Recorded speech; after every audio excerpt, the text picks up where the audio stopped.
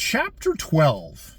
Anthony Pennell was a very fresh, pleasant, and good-looking presentment of a young English gentleman as he entered the room where Margaret was sitting with Dr. Phillips that evening.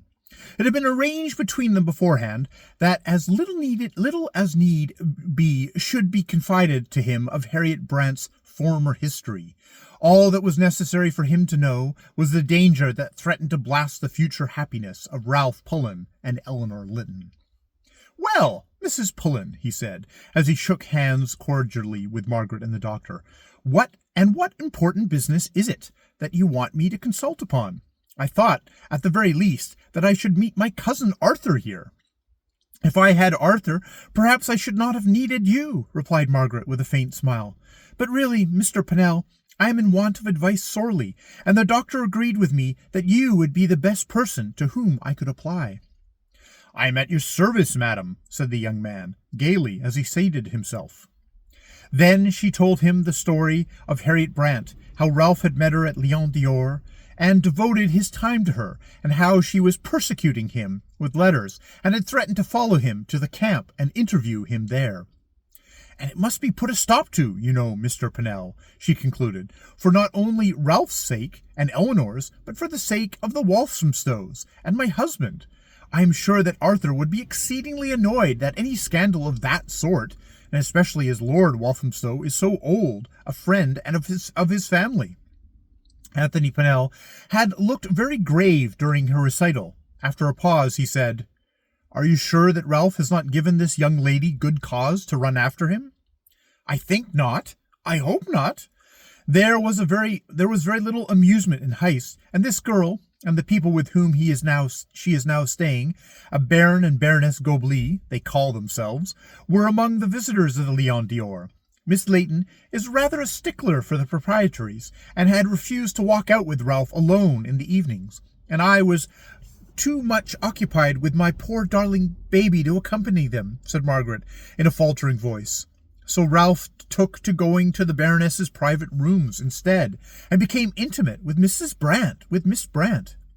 You acknowledge, then, that he was intimate with her?"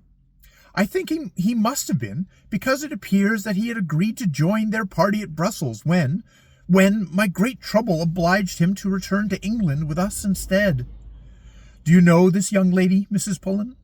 "I did, and at one time I was rather intimate with her, that is, before the Baroness took her up, when she passed almost all her time with them." "She is, I suppose, very attractive in person?" "Oh, no, dear, not at all," cried Margaret, with a woman's dull appreciation of the charms of one of her own sex. "She has fine eyes, and what men would, I suppose, call a good figure, but no complexion, and an enormous mouth. Not at all pretty, but nice-looking at times, that is." "Clever?" said Pennell interrogatively. "I do not think so. She had just come out of a convent school, and was utterly unused to society, but she has a very good voice, and plays well on the mandolin." "Ladies are not always the best judges of their own sex," remarked Anthony, turning to Dr. Phillips. "What do you say, Doctor? Had you an opportunity of appraising Miss Brant's beauties and accomplishments for yourself?"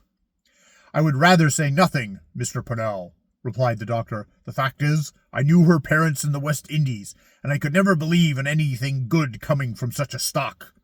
Whatever the girl may be, she inherits terrible proclivities, added to black blood. She is in point of fact a quadroon, and not fit to marry into any decent English family." "Oh dear," exclaimed Mr. Pennell laconically. "And how do you expect me to help you?" he inquired after a pause. "I want you to see the Baroness or Miss Brant, and tell them that this girl must cease all communication with Captain Pullen," said Margaret. "Tell them that he is engaged to marry Miss Layton, and that the marriage is fixed to take place next spring, and that Walthamstow family will be excessively annoyed if any scandal of this sort occurs to break it off." "Do they not know that such an engagement exists?" "No, that is the unfortunate part of it. Eleanor Layton is so absurdly scrupulous that she will not have the fact made public, and forbade me to tell Miss Brant about it. Eleanor went to the Red House where Miss Brant is staying this morning, and had a most stormy interview with her. She came here afterwards in a most distressed state of mind. Harriet Brant had told her that she had secured Ralph Pullen, and meant to keep him. that he had told her he loved her, and that Miss Layton was too cold and prudish a nature for any man to be happy with. Of course, Eleanor was terribly upset. She seldom shows her feelings, but it was quite impossible for her to disguise them today. I begged her to leave the matter in my hands, and she consented to do so. That is why I telegraphed for you." "It is a rather awkward predicament," said Anthony Pennell thoughtfully. "You will forgive me for saying, Miss Pullen, that Ralph is so very likely to have done this sort of thing that I feel one might be treading on very delicate ground, in fact, putting one's foot in it, by interfering. You know what Ralph is, selfish and indolent and full of vanity. He considers it far too much trouble to make love, as it is called, to a woman, but he will accept any amount of love that is offered him, so long as it gives him no trouble. If this Miss Brant is all that you and the doctor here say of her, she may possibly have drawn Ralph on, and taken his languid satisfaction as proof that he agreed to all she said and did. But it will make the denouement just as unpleasant. Besides, how will Ralph himself take my interference in the matter? He may have some designs on this girl, some idea in the future connected with her, and will ask what business I had to come between them." "Oh, no! Did I not tell you that he had left her letters in his grate?" "That might be part of his indolent carelessness, or they may have been left there by design, as means of breaking the ice between himself and Miss Layton. Is not he, after all, the most proper person to appeal to? Why not wait till your husband returns and let him speak to his brother? I am so afraid, in that case, that Ralph might consider that he had gone too far with Miss Brant, and honor demanded that he should marry her. And Mr. Pennell, Dr. Phillips could Mr. Pennell, Dr. Phillips could tell you things, if he chose to prove to you that Harriet Brant is not a fit wife for any decent man." Anthony Pennell thought again for a few minutes, sitting silently with his hand caressing his smooth chin. Then he said, "If you are very much bent on my doing what I can in this matter, I see only one way to accomplish it. I must enter the Red House under a flag of truce. Did you know this Baroness Goblet? Can you tell me what sort of woman she is? I have never heard the name before." "She is quite a character," replied Margaret. "I believe her husband is a German baron, but she was a Miss Bates, and is an extraordinary baroness, a strange mixture also of vulgarity and refined tastes. She drops all her aspirates, yet talks familiarly of aristocratic and royal titles. She dresses like a cook out on Sundays, and yet has a passion for good painting and old china." At the last words, Anthony Pennell pricked up his ears. "A passion for old china?" he exclaimed. "Then there must be some good in her.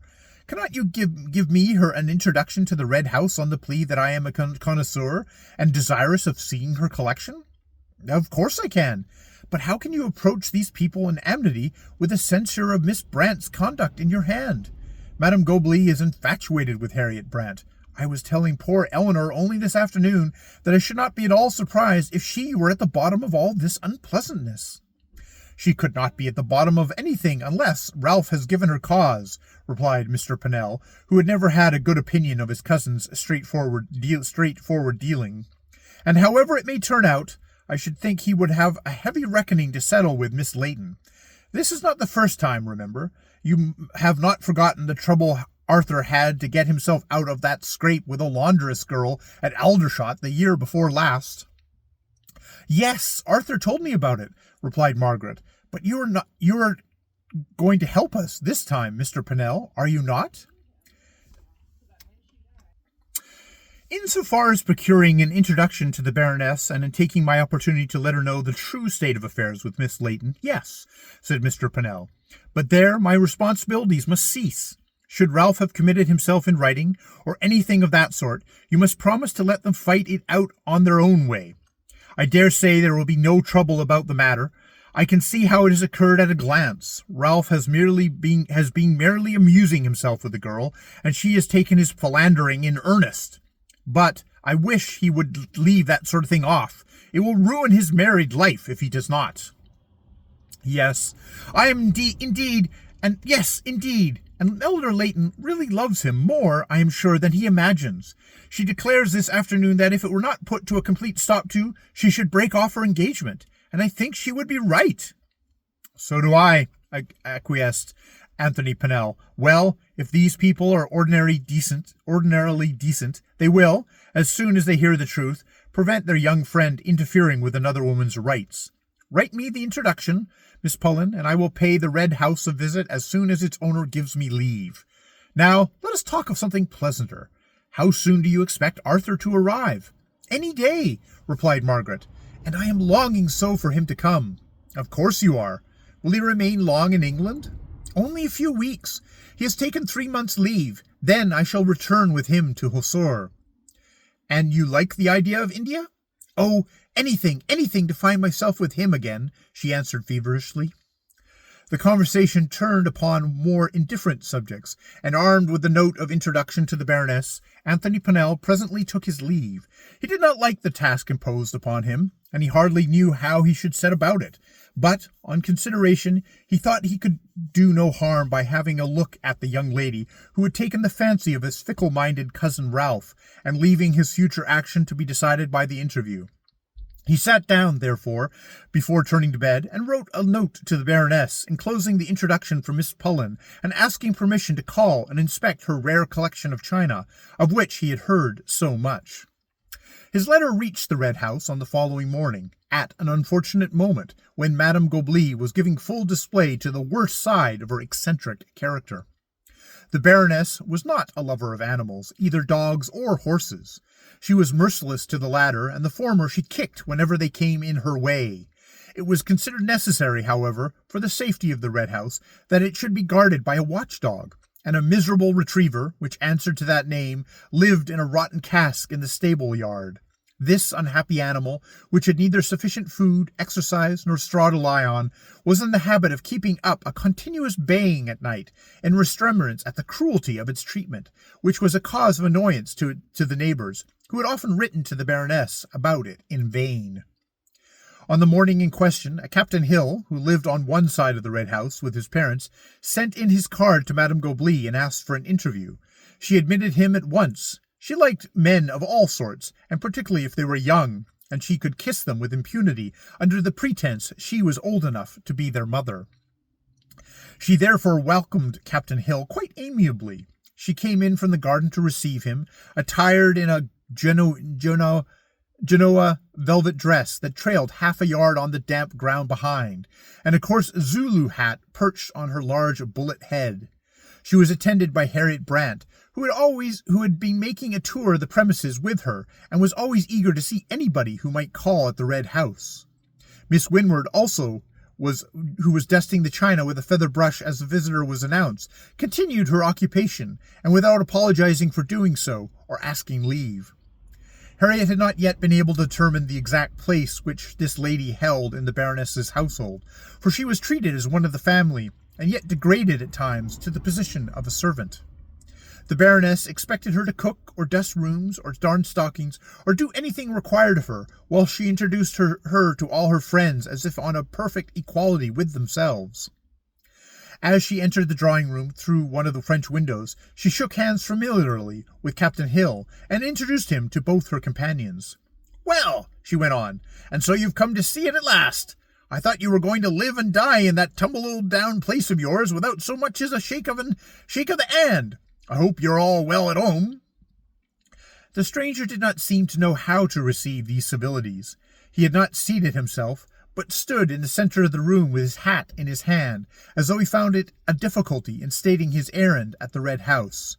"Take a chair," said Madame Goblet in a rough way. "There's enough to spare, and my young friend here won't eat you." Still, Captain Hill deliberated about accepting her offer. "Thank you," he commenced, "but I shall not detain you above a few minutes. I came to speak to you about your dog, Madame Goblet. My parents are both very old, and my mother is specially delicate. Indeed, I fear that she may never rise from her bed again." Here his voice faltered a little, but, quickly recovering himself, he went on. "She sleeps very little, and that little has become impossible to her now on account of the incessant barking of your yard dog. I am here today by the wish of my mother's medical attendant, Dr. Parker, to tell you that the noise is seriously affecting her health, and to beg you that you will adopt some measures to have the annoyance stopped." As the Baroness understood the reason for which her neighbour had called upon her, her countenance palpably changed. The broad smile faded from her face, and was replaced by an ominous frown. If there was one thing which she resented above all another, it was being called to task for any disturbance in her household. Without taking any notice apparently of Captain Hill's complaint, she turned to Miss Winward and said, "Miss Winward, come here. Does that dog bark at night?" "Sometimes, my lady," replied the governess dubiously. "I don't believe it. You're lying. Harriet, does Nelson ever bark so as to disturb anyone?" "He barks whenever there is a ring of the bell, or a stranger enters the grounds, madam," said Harriet, with polite evasion. "Oh, I assure you he does more than that," interposed the visitor. "The poor animal howls without ceasing. Either he is ill, or the servants do not give him sufficient food." But at this censure cast upon her domestics, whom she bullied from morning to night, the Baroness' uncontrolled temper burst forth. "How dare you come here," she exclaimed loudly, "and bring false accusations against my servants? No one in this house is kept short of food? What do you mean? A rubbishing fellow like you, by coming here and accusing the Baron of starving his animals. There's more money spent upon our animals, I bet, than goes in your poverty-stricken house in a year." Captain Hill was now offended, as he well might be. "I do not know what knowledge you may possess of the exigencies of my parents' household, madam," he replied, "but what I came here to tell you is this, that from whatever cause it may arise, the howling and whining of your dog is a public nuisance, and it must be stopped." Must! Exclaimed Madame Gobley, shaking her stick at him. "And pray who's it going to make me stop it?" "I will," said Captain Hill. "The noise is endangering the life of my mother, and I shall insist upon the animal being destroyed, or taken elsewhere, if you cannot take a friendly hint. If you have so callous a nature that the sufferings of an aged and invalid lady cannot excite your sympathy, the law shall teach you that, whatever you may fail to feel, you cannot annoy your neighbours with impunity." "Fine neighbours, indeed!" cried the Baroness, her whole face trembling and contorted with passion. "A beggarly lot of half-pay officers and retired parsons. I'll soon see if you'll be allowed to come riding the high horse over me. Confound your impudence! Do you know who I am? A Billingsgate fishwoman, I should imagine, from your language. Certainly not a gentlewoman," said the Captain Hill, his eyes blazing with his wrath. "Hang you! I'll soon teach you how to insult a lady that's connected with royalty." At that, the stranger burst into derisive laugh. "Down the back stairs," he muttered to himself, but Madame Gobley caught the words. "Get out of my house," she cried. "Here, Miss Winward, see this fellow out at the front door, and never let him in again, or I'll give you a month's warning." "Down the back stairs, indeed. Confound you, if you don't clear out this very minute, I'll lay my stick across your back. You'll make me destroy my dog, will you? And just because your trumpery old mother don't like its barking. Go home and tell her to hold her own row. And you accuse my servants of not giving him enough to eat. You'll be glad enough to see his dinner is on your own table once or twice a week. Out with you, I say. Out with you at once, and don't let me see your ugly mug on your carroty head here again, or I'll set the dog you don't like upon you." Captain Hill had turned white as a sheet with anger. "You'll hear more of this, madam, and from my solicitor next time," he said. "Heartless, unfeeling woman! How can you call yourself a mother when you have no pity for a son's grief at his mother's illness? Pray God you may not have the occasion to remember this morning, when you have to part from your own son." He rushed from the room as he spoke, and they heard the hall door slam after him. For a minute after he left, there was a dead pause between the three women. His last words seemed to have struck the Baroness as with a two-edged sword. She stood silent, staring into vacancy and breathing hard, whilst Harriet Brant and Miss Winward regarded each other with furtive dismay. The silence was broken by Madame Gobley bursting into a harsh laugh. "I don't fancy it will show his face in my house again in a hurry," she exclaimed. "It was good as a play to watch him trying to brave it out. Confound his mother! Why don't she die and have done with it? I have no patience with old people hanging on in that way and worry the whole world with their fads. Well, what is it?" she continued to the maid who had brought her a letter. "By the post, my lady." The Baroness broke the seal. There was such a look of scare upon her features that some people might have thought she was glad to have anything to do that should hide it from her companions. The letter was from Anthony Pennell, whose name was familiar to her, as to all the world. As she finished its perusal, her manner entirely altered. A broad smile broke out on her countenance. Her eyes sparkled. One would have thought she could never be in anything but a beaming good temper. "Ooh la, Harriet!" she exclaimed. "Here's news for you. Who do you think this letter's from?" "How can I guess?" replied the girl, though her thoughts had flown at once to Ralph Pullen. "From Mr. Anthony Pennell, the great author, you know, from an own cousin to that rapscallion, Captain Pullion. Now we shall hear about the handsome captain. Mr. Pennell says he wants to come here and see my china, but I know better. He's bringing you a message from his cousin. Mark my words. I can see it written up behind you." Harriet's delicate face flushed with pleasure at the news.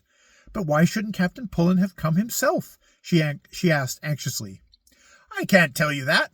Perhaps he's coming behind the other. This is only a feeler. There's wheels within wheels in these big families, sometimes, you know, and the Pullens are connected with a lot of bigwigs.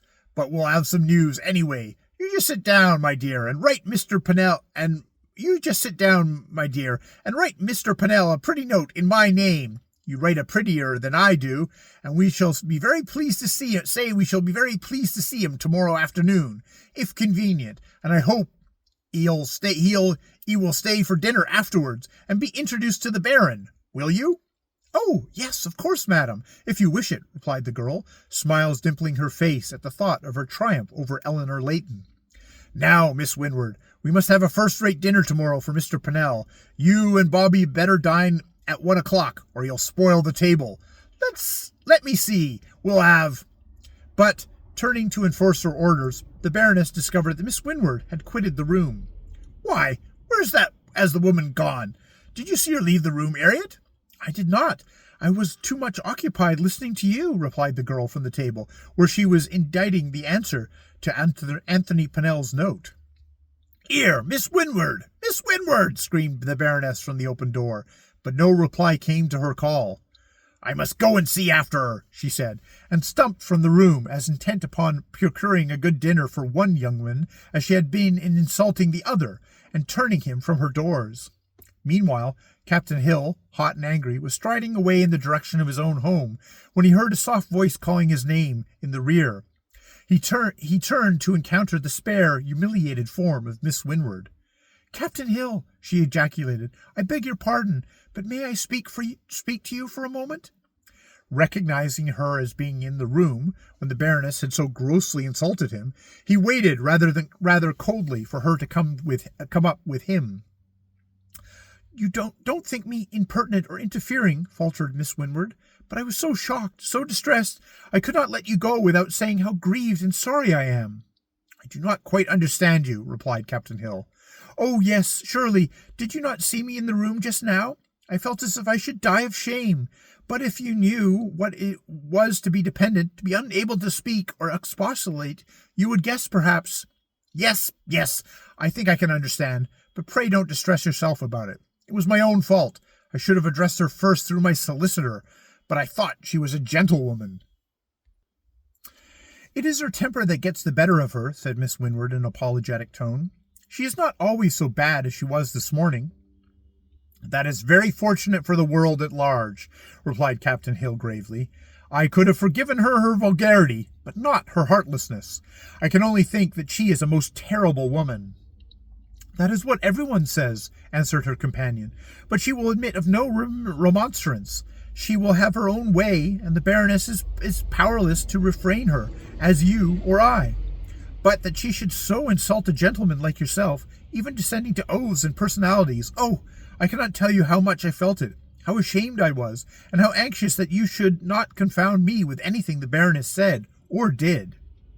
"Indeed," said Captain Hill, holding out his hand, "you need have no fear on that score. But I hope I know a gentlewoman when I see her. But tell me, since your eyes are open to all this, how is it that a lady like yourself can stay under the roof of so terrible a person? There are plenty of other situations to be had. Why did you not leave her and go elsewhere?"